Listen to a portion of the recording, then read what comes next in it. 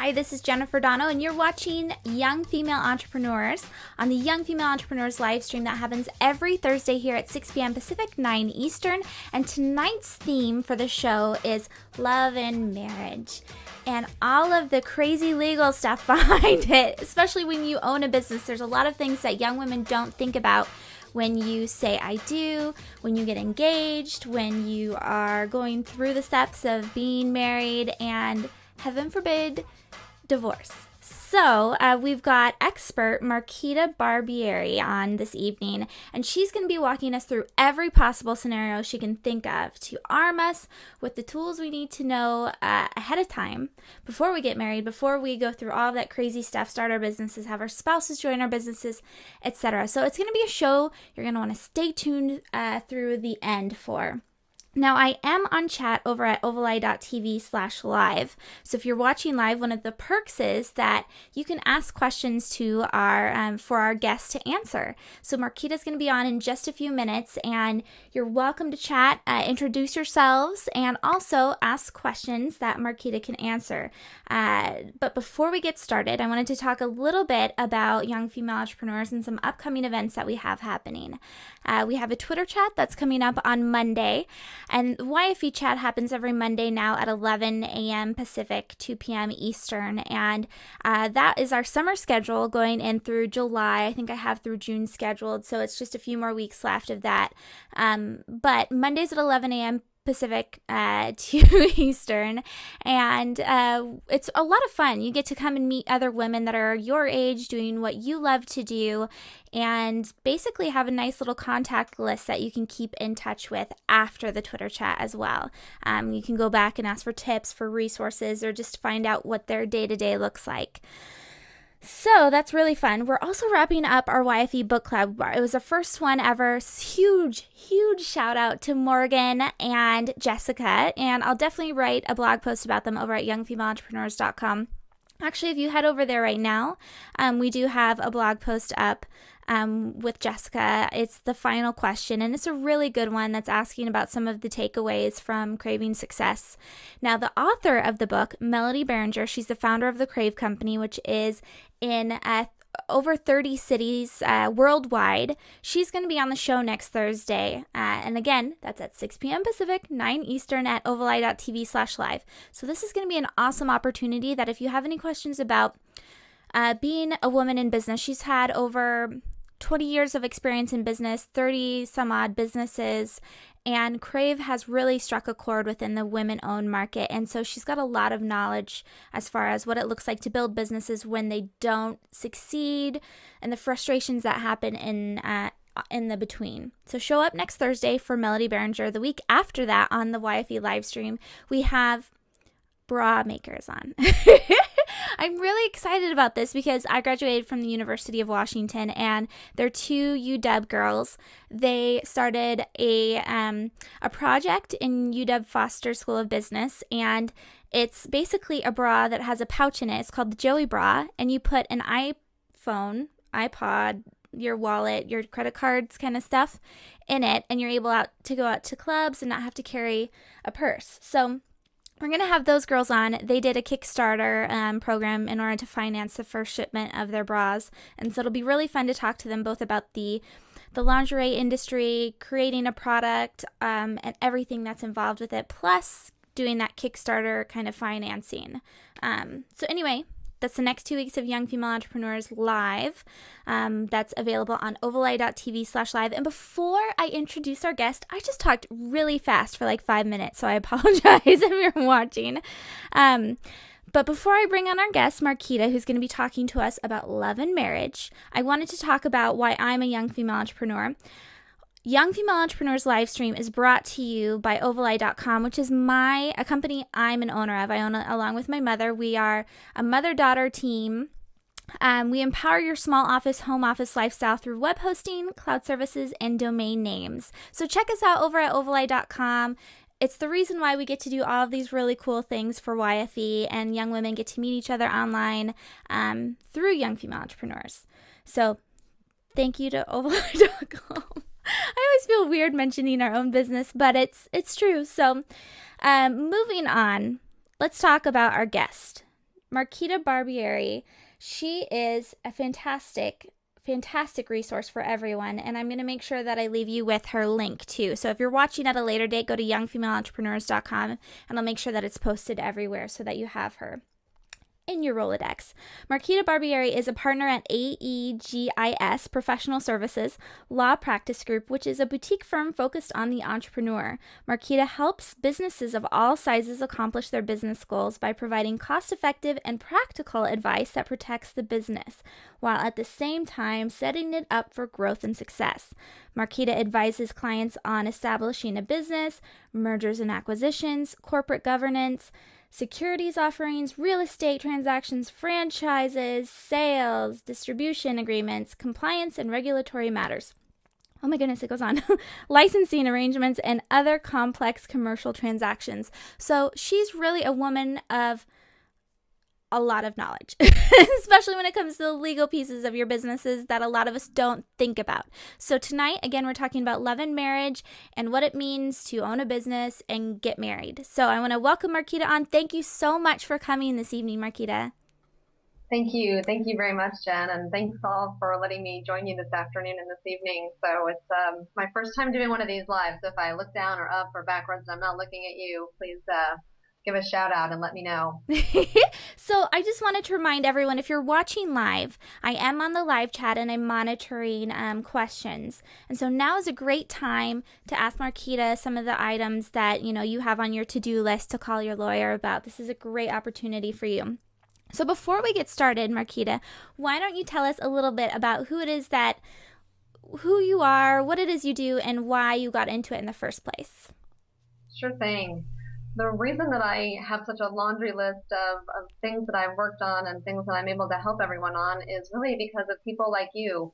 I've had a lot of experience with great business people over the years, and you each have unique things that pop up. So it causes us to be an expert in everything that you need to keep your business running. But I am located in St. Louis, Missouri.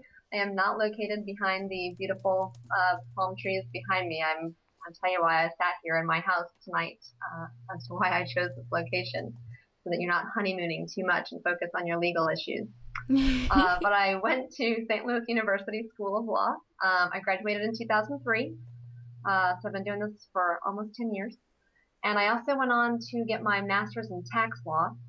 I know you're all probably yawning already, so I promise we're not going to talk about taxes too much. And then I practiced law here in St. Louis, some big law firms. They're all the same to a certain point. And then I actually went in-house to a major corporation, DuPont. So I went the complete opposite way of an entrepreneur and went with those big guys who, claim that they're doing it better than you are. Well, I got to tell you, they're not. I've learned a lot from them, and they're doing great things. But my own entrepreneurial spirit did set in. And sometimes you think, gosh, a lawyer is actually very risk averse.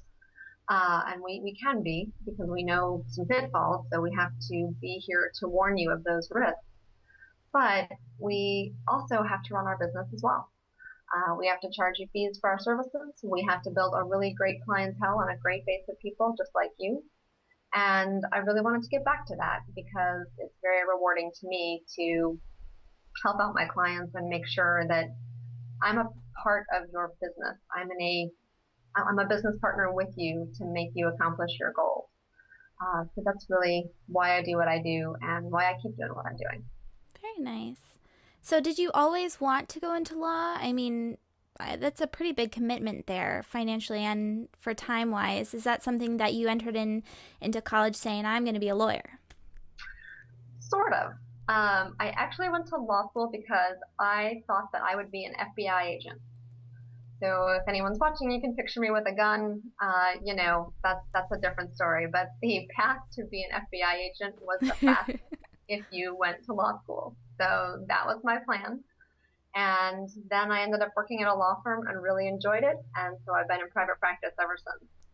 So out of all of the laundry list of services that you're able to offer a small business, what particular service do you really enjoy offering? The nature of my business to do so much transactional work, I've thought about this question multiple times. And There's not a particular thing that I do or a document that I draft that I like the best.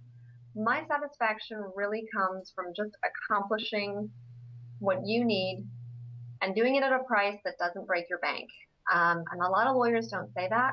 Um, there's another side of the law, the litigation side, where I do think those folks are really, sometimes they have to run up a bill. I'm not saying that they're bad in any way, but I can help you watch your budget. And I really like doing all the transactional work that you come across.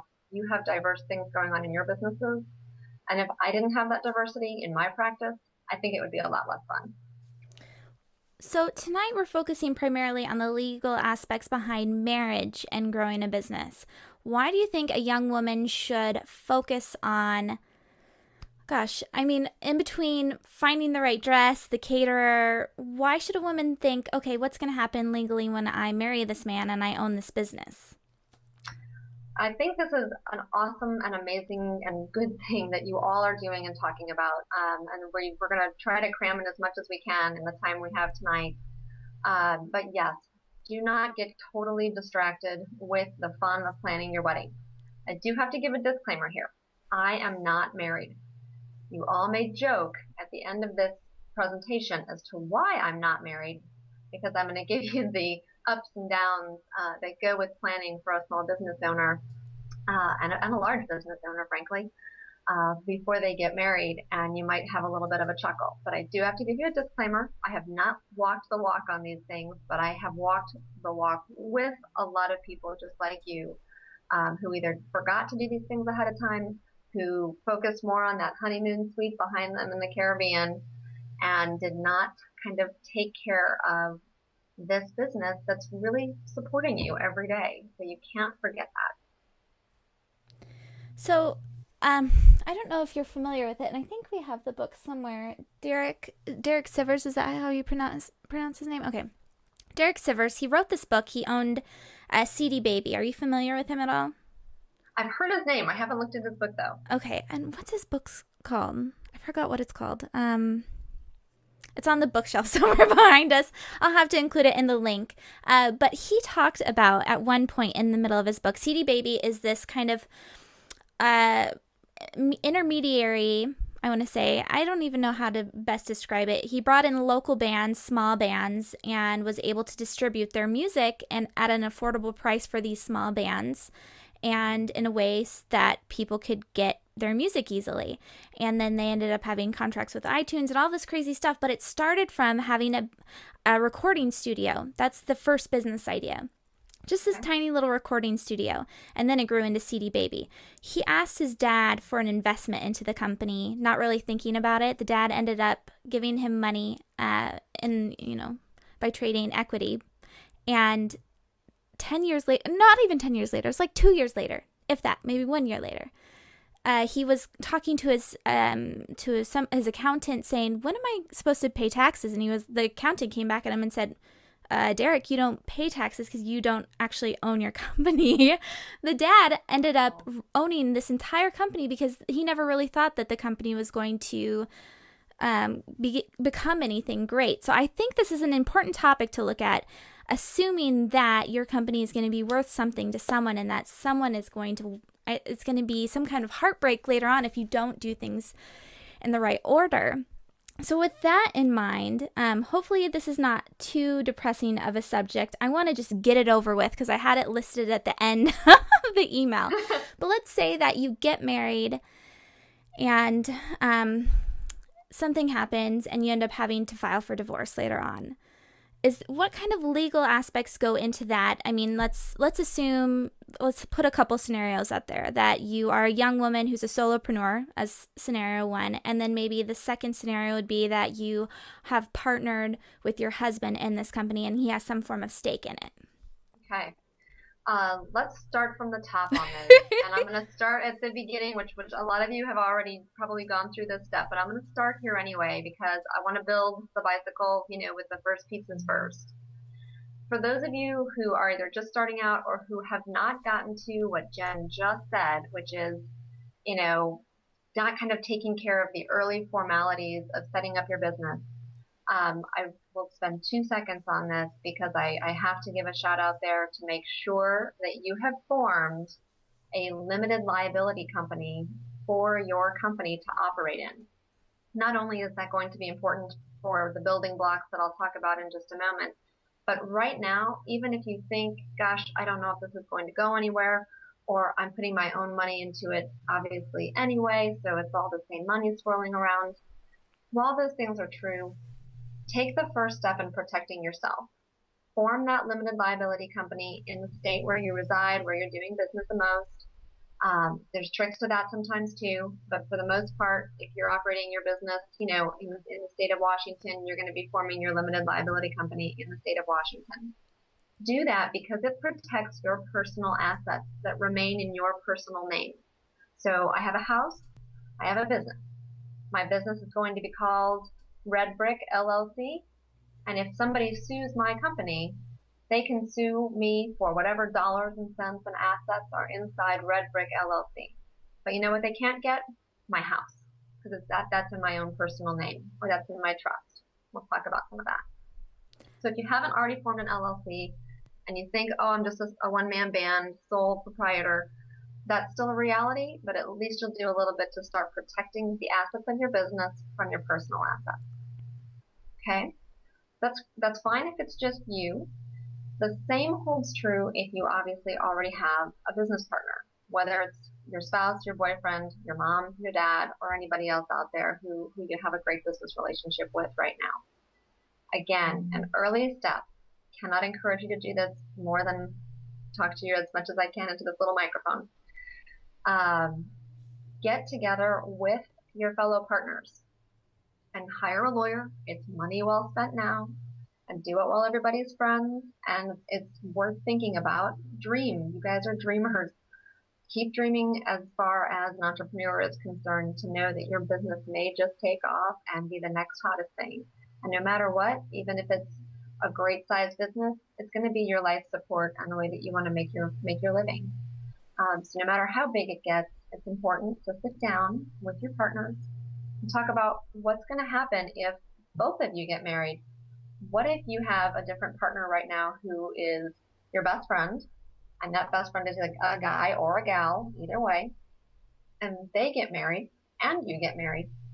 What are you going to do if your partner is hit by a car and his wife comes into the business tomorrow and the two of you don't get along? Or what will your partner do if you get hit by a car tomorrow? Or you just don't want to do this anymore, or you get disabled and the spouse has to come into that business somehow. You don't want to have those things be unknown. You have to plan for those contingencies while you both like each other and say, you know what, if that happens, let's write down in an agreement. It's called an operating agreement if you're an LLC. It's called a shareholder agreement if you're a corporation. Most of you should probably be LLCs at this point, but if you are a corporation for another reason, you have a shareholder agreement. And you would talk about what happens if I get disabled? What happens if I die? What happens if I want to sell some of my interests? What happens if my partner wants to sell some of his interests to a third party? What if we want to bring in a fourth party? All of those topics need to be discussed early and often, no matter how busy you are just trying to get the business off the ground. This is a key step that has to be part of getting your business off the ground. Yeah, my producer just leaned over and said reality bites. Reality does bite, and that's sadly why you invite lawyers to the show. Yeah. Okay, so before you go on, let's take a step back, and let's say that a young woman hasn't filed for an LLC yet, and she is a solopreneur. That's kind of just exploring things as she goes. As a sole proprietor, if she's married, does the husband have any stake in the business? If she is married already and you have not yet formed the company, then it is very likely, yes, that your spouse has some stake in your business already. Whether you are in a marital property state or a community property state. And what I mean by marital property state and community property states, you may have heard these words, talked about on the divorce side a little bit, is in the majority of states, they will look at your assets and your debts, your your money and the things that you owe, and they will say to you, okay, let's take a look at whose is whose. Let's try to do this, in a way that we can separate out, some of your individual assets that truly, were yours before the marriage and that were his before the marriage. And they'll try to work through some of those things. But actually, for those of you who are in Washington, you live in a community property state. There are 7 states that are community property states. Arizona, California, gotta look at my list, Idaho, Louisiana, Nevada, New Mexico, Texas, Washington, and Wisconsin. And in those states, all of the property the couple acquires during the marriage is divided equally. Nobody cares sort of how you got it, where you got it, or what you've been using it for. So if you do not have your company assets separated somehow from your day-to-day living, it is very likely that that gets swooped up in the divorce, and somehow, those assets are getting commingled. And if they can't really be separated, the court's going to say you're both in this together. So that's depressing. Let's talk about something more fun now. So now you said that there's a lot of things that you wanted to go over. Did I skip anything? No, you didn't, but I do want to pick up on your depressing topic because there's ways to sort of prevent some of this. And again, I know these are difficult topics. They are hard topics to talk about, and they're no fun when you want to go to that beach behind me and you're looking at a really great dress and you're planning on all happy things. Right. But I will tell you that after you get off this webinar tonight, take a look, just go on Google and see what Google says or recommends someone who lives in Seattle does before they get married. And you're going to see a lot of recommendations to actually get a prenuptial agreement. So it is a tool that I know sounds scary, and I know sort of sounds like you're putting a damper on things, but you can really tailor it in a very practical way to protect your business. It doesn't mean that you doubt somebody. It just means that community property rule that I just told you about, the only way for those of you in those states that you get to fix that is to actually have that prenuptial agreement in place. And if both parties are talking about it from a practical standpoint, as a business standpoint, that can be the lowest cost I've seen that be is about $2,000 to $3,000 if everything goes well. You get a good transactional attorney, you sit down and you knock it out, and it is an investment. But for those of you in those community property states, it's probably the only way that you can really be assured of making sure that your business is going to stay separate from how it grows and how you build it, because only more money is going to come in. So I want to clarify something. So if you create an LLC and you have an operations agreement and you haven't listed out what happens if you were to pass away or something were to happen, and it's just you, even maybe you have partners, would your company then automatically be given to your spouse? How does that work? It's very likely that in a case where you are a single member LLC, so you're still by yourself and your LLC is there, or you do not have that LLC document formed and you're just by yourself, your money from those businesses will likely go to your spouse. Most state laws do give that sort of respect and position to your spouse, and unless you have something in place otherwise, it will go to your spouse. Okay.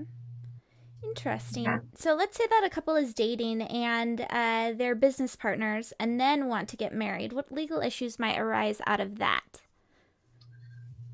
Same ones a little bit. So it's hard in those moments to separate him as someone who you love very much and someone who is also your business partner. But you know what? That's sometimes a great fit. That means you have a lot of mutual respect for each other. So what the two of you need to do is the same thing that those two strangers that I mentioned need to do. If I'm in business with you, Jen, I would say, Jen, let's sit down, and even though it's the two of us, we need to put together that operating agreement and talk about how we want to make sure, we run the business and who can sell what, who can buy what, and how we want the business to operate. So you would still want to do an operating agreement. It'd be a very simple one because you know what you'd probably do? You'd have a lot shared. You'd do a lot 50-50.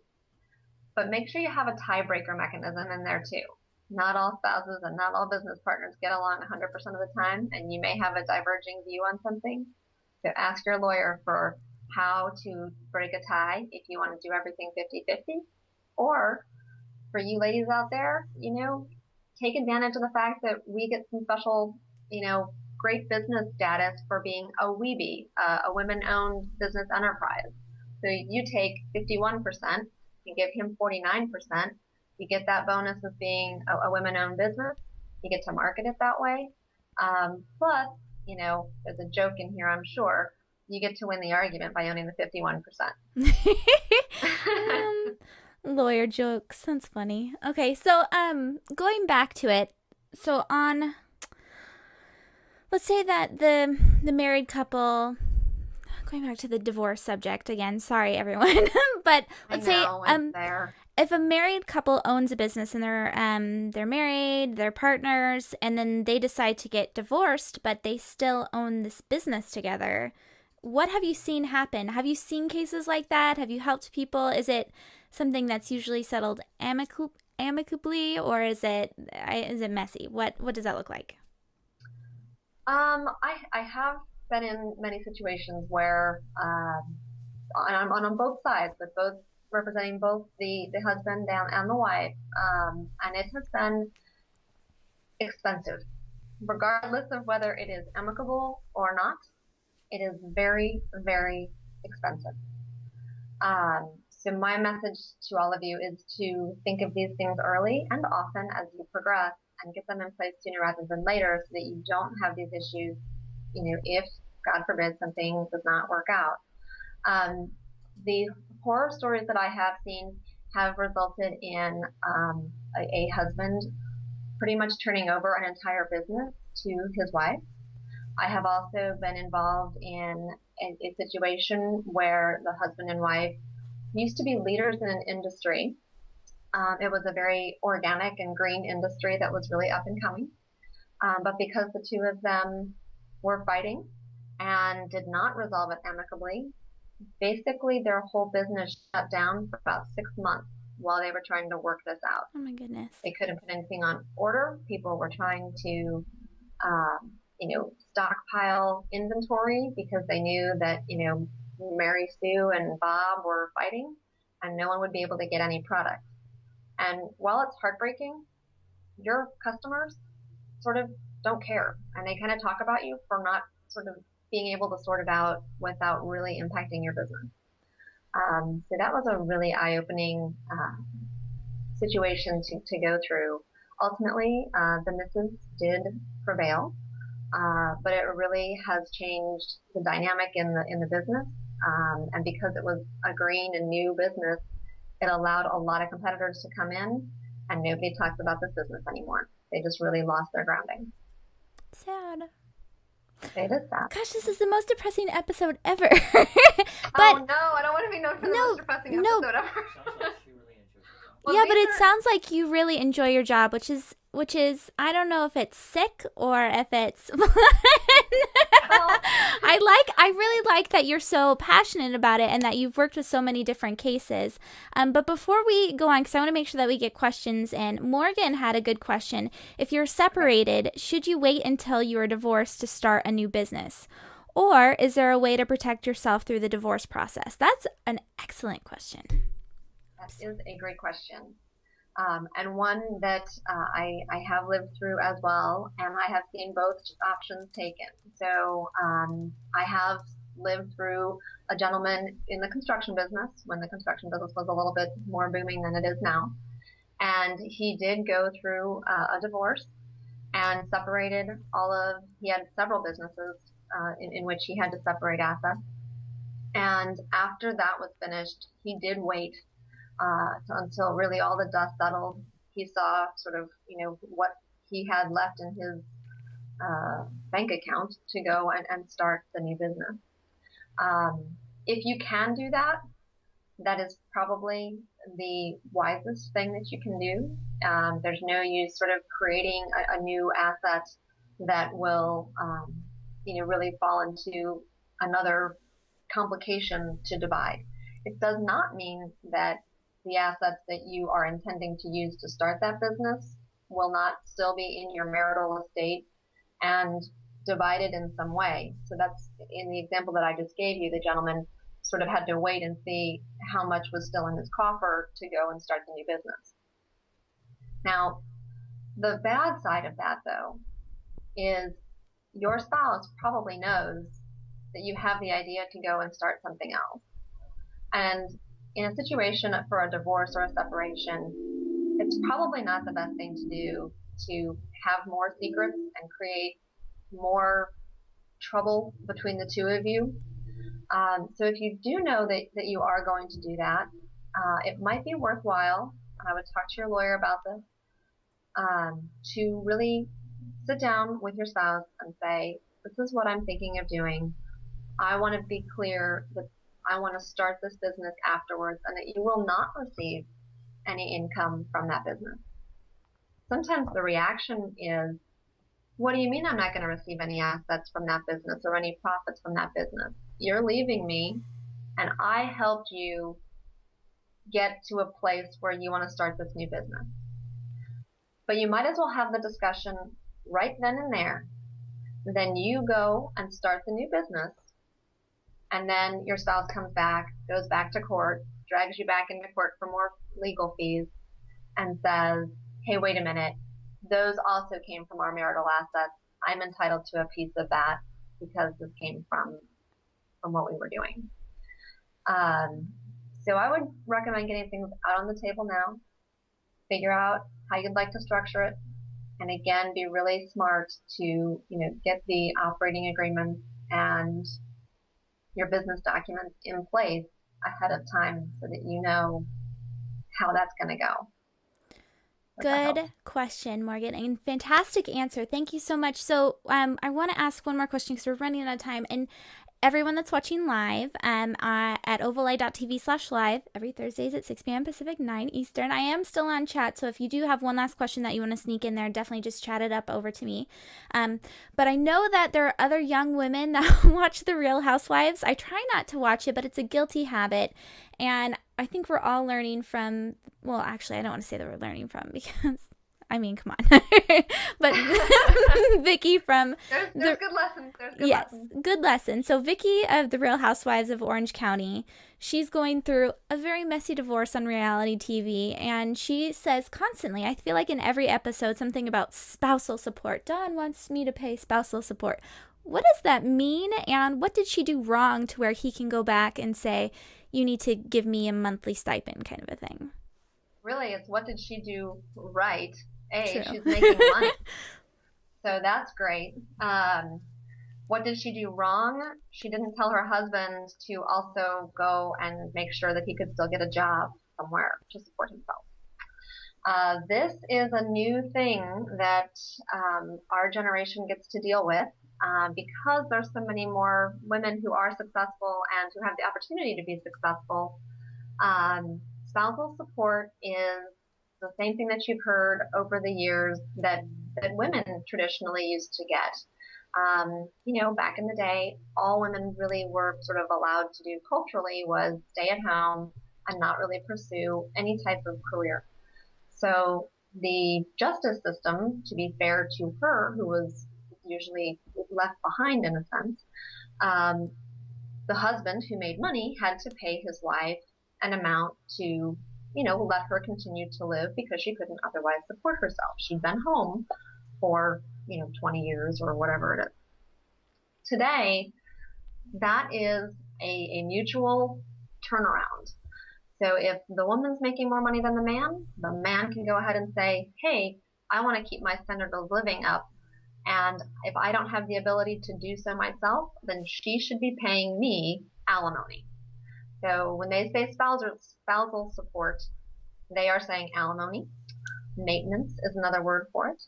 And that is what they are seeking because the husband has been relying on his wife's income for his lifestyle and the way that he lives. And the courts look at us equally. Um, these days, no matter what, they are looking at your dollars and cents. It is a spreadsheet, it's a chart. They say, okay, let's take a look at what she brings in. Let's take a look at what he brings in. And if there's a really large discrepancy, they're going to ask why. They will look at what skill sets your spouse has and see if he can go out and support himself on his own in some capacity. And they will cut off the maintenance at some point.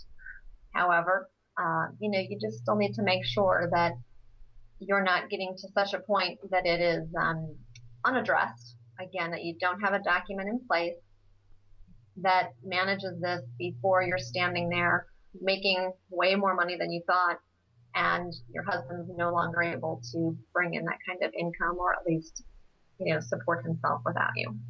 So Christina, who's in the chat, she's asking, you've talked a lot about these documents and agreements. Do you have any recommended resources where young women could go and find out more about them? I know you said to Google them, but are there certain places that you really say, okay, go here? I do, and I'm going to give you a few more documents that I want you to just hear about, and then I'll tell you my recommendations on who to talk to. First of all, that prenup, that would really fix that little spousal support issue we just talked about. So remember that word, especially for those of you in community property states. The operating agreements or shareholder agreements to your businesses, those help a heck of a lot. Those are a package that you usually can get from your corporate attorney who set you up for your business. If you don't have a corporate attorney who did set you up, I do ask you to reach out to me. We can either find someone locally for you. I have connections throughout the United States. And either if I can't help you, I can find someone in the state who I do recommend. And I think it is very good to go to someone who a trusted source recommends. So if you do have a family member who has a nice lawyer who they've worked with, by all means, you can ask them for a transactional lawyer, a corporate lawyer, someone who does play in this field a great deal because they have seen a lot of the things that I've seen. Succession planning, you're going to hear that word. And I also want you to think about estate planning, another happy topic, on the death side. But if your spouse isn't there anymore and you want to get something to your kids, or you want your kids to be part of the business, don't forget estate planning elements. We aren't going to have time to talk about those tonight. But for a trust, for dealing with, really the succession planning of your business, you have to be aware of those things. Insurance programs also help. So life insurance can be an issue if you or your spouse have life insurance on each other. That also sometimes pays for buying out a membership interest in a company if you need to. But there's a lot of other things that you do need to consider. So I do advise to reach out to me if you don't have any other contact. And of course, I'm always happy as an entrepreneur to help you as well. And at least we can talk about where you are, what you've done, what you're a little nervous about, and then we can try to find the right fit for the right budget for you. So you'll get my contact information. And then I do advise you, if you are going through anything on the difficult side, try to make sure that your spouse gets a transactional attorney as well. Sometimes the divorce attorneys are so used to fighting in the courtroom, they're not sitting down writing down a prenuptial agreement, or they're not writing down a piece of paper that settles the case. So if you do find a nice corporate attorney who you like and trust, that's probably your best bet, as well as an estate planner. Well, that was a lot of great information. So really fast, as far as the documents go, are there any specific sites that you'd say go here for just a quick 411 on some of the items that I talked about, just to summarize them? Because you talked a lot about some pretty heavy-hitting, touchy subject type of things. I did. You know what? I did not pre-prepare some websites for you, but I can certainly email those to Jen, and if she can post them, in addition to the other information that's related to this presentation tonight, I can make sure you have some good sites to go to and at least get a sense of, reading and digesting for yourself about some of these options and some of these things that we've talked about. So if you don't mind waiting just a moment, I'll make sure I get those to Jen and she can circulate those to you. That is awesome. Love it. So, just to clarify, you're not married, right? I am not married. And now, go ahead. There's got to be a joke in there. After telling you about all these things, you're probably thinking, no wonder she knows about all these prenups and all these agreements and succession planning issues, and she's seen on the bad side. So you're probably thinking, no wonder. I was gonna say that. Maybe not you, but I am. I know the But I producer promise, just leaned over and said, I maybe promise not that's me, not but why, him. that's not why I'm not married. I do have, I am cautious by all means. So I invite you to be cautious as well. But there are ways to manage it, and it doesn't necessarily mean you have to spend an arm and a leg. Um, but even on a very happy note, really, one of my very favorite clients, they're just a lot of fun. They make cotton diapers. So you kind of have to be fun loving to do that anyway. Very happily married, husband and wife in the business for a long time. They started the business off of $200. There's no debt to the company at all, and now their value of their company is way way way way more than $200. Which is another shout out to all of you. Be sure you keep watching the valuation of your company and when you get a valuation done, because all of a sudden you'll be millionaires and then your husband will be looking for alimony. So you have to watch that too. But anyway, they're very successful. They're very happy. They're not having any trouble. Everything's great. But they have 3 kids. And they texted me when they were both going out of town on a flight to Egypt. And they said, Marquita, in case the plane goes down while we're going over Egypt, over to Egypt, you're in charge of our kids, not their parents. I'm not sure how I was gonna swing that one. I'm in charge of their kids.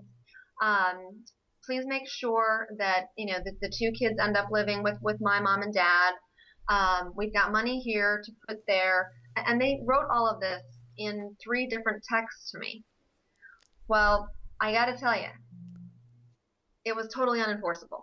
And here I thought, shaking my head while they're on their trip, I hope nothing happens, because if I had to go in as a lawyer and say, I've got their text message, it wouldn't work.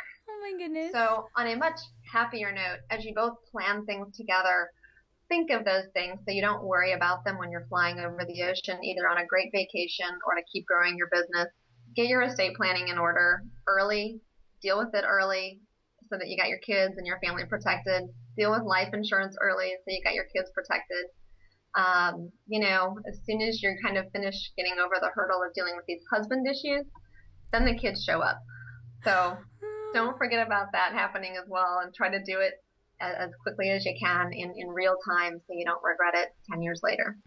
Okay, so I want to wrap this up on actually, this isn't even really that happy of a note. So Marquita is turning the fluffy, happy social media and taking that and pulling it into federal regulation on a webinar. This is really awesome. So if you guys are still on live, or if you're watching this at another day, you've got a webinar coming up. And the reason why I found you is because my good friend Jenny Dibble sent me an email and said you need to connect with her. She's fantastic. And you're actually doing this webinar with Jenny, and it's on Tuesday, May 22nd at 11 a.m. Central and 2 p.m. Eastern. So maybe just tell us very quickly what that webinar is going to be consisting of. Well, Jenny and I got this idea together because, if you haven't worked with Traffic PRM, she is a public relations and media and social media consultant. They put together your branding, your website. They do sweepstakes for you, and all of those very fun things, as Jen is saying. There is a way to do them so that you are complying with the regulators who, hope there's no regulators on this, who are just trolling the internet, trying to look for people who are not disclosing things properly or collecting personal information properly, or who just generally are misadvertising. So some parts of it, the rules haven't changed a whole lot. It's still, they don't want you to inflate your advertising and misrepresent yourself. But the new social media scene has created new regulations and new enforcement from the FTC. So what Jenny and I are going to do is sort of give you a scenario that says, here's sort of the worst case on if you don't do it correctly, here's what can happen. We've got some great real life stories on those. And then Jenny will tell you, hey, even though Marquita's going to give you the 5 legal things that you need to do, if you do them, they're pretty easy. You can get them in place for a relatively cheap amount, and then you can rock and roll and get your branding and your marketing going. So that's our goal, to give you those tricks, and you get the tools right there in the webinar for free. Awesome. So I just added the link over at the chat, but if you're watching this at a later date, just pop on over to youngfemaleentrepreneurs.com or wherever you're watching this video, and I'll make sure that all of the links are there. But Marquita, thank you so much for being on the live stream this evening. You're awesome. That was so much good information. I really had a lot of fun. Thanks for the great questions, and keep your chin up out there. If you are going through something, hang tight. There's ways to get through it. And if you're just starting out, don't forget to do these things on the front end. And that's why I'm still a happy lawyer. I help people on the front end so that you don't have to sort of go through the tough end. It's tough enough if you have a problem. So good luck, everybody. Keep on keeping on, and thanks for having me. Well, thank you again. So you've been watching Young Female Entrepreneurs, the live stream that happens every Thursday at 6 p.m. Pacific, 9 Eastern here at ovaleye.tv/live. Thank you again to ovaleye.com for making all of this possible. Thank you to Marquita and, of course, Jenny for recommending Marquita over to us. Visit youngfemaleentrepreneurs.com to find out more about YFE and all of the fun online events that are happening around the area.